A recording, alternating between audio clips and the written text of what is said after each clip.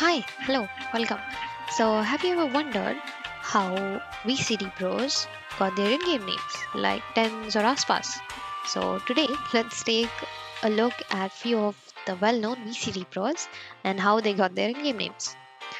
Starting with TenZ. So, back in the day when he played Call of Duty, when he was a kid, his in-game name was this: zombies with 10 Z's. And these kind of names were very common back in the day, like XXXX, No Scope Kid, or Headshot Machine, whatever. These were very common. But later he changed it to TenZ Zombie, so from Zombies to TenZ Zombie, and eventually to TenZ.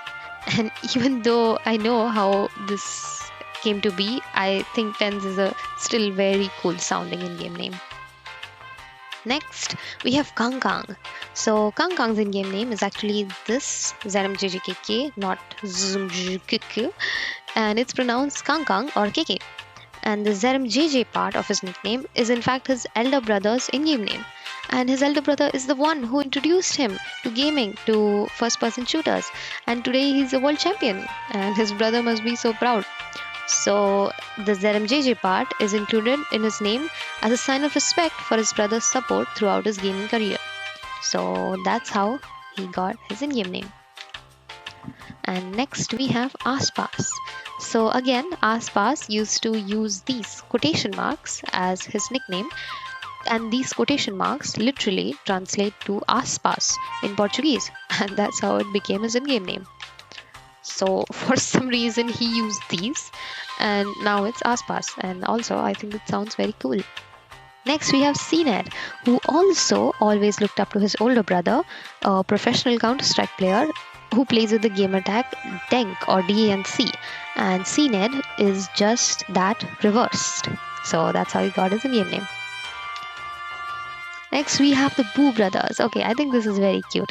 So, MiniBoo is the younger brother of the Heretics IGL Boo, and inspired by his brother, he kept his IGN as MiniBoo, the mini implying that he's a younger or a mini or a tiny version of his big brother Boo. So, that's how we got the Boo brothers.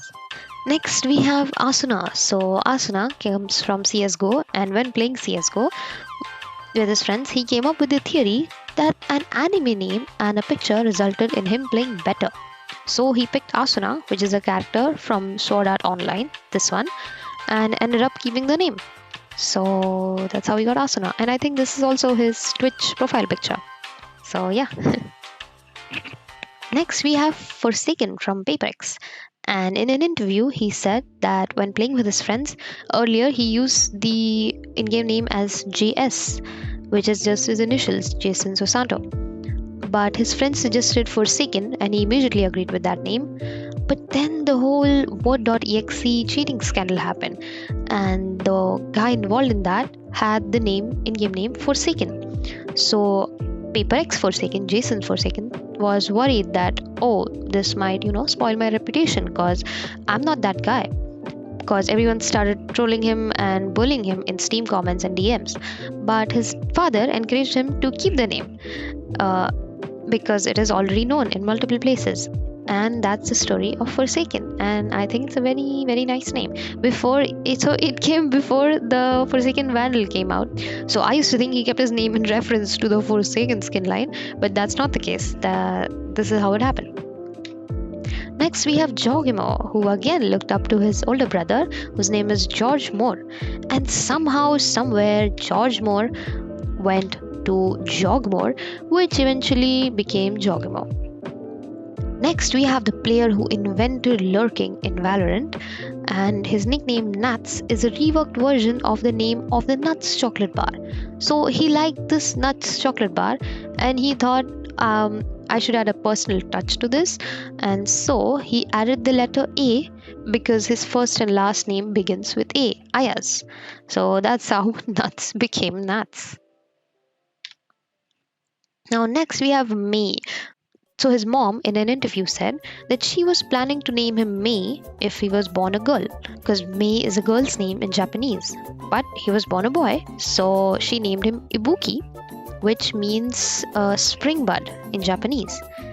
But later when Ibuki, or Meiy as we know him today, started playing Valorant, he kept his in-game name as Meiy.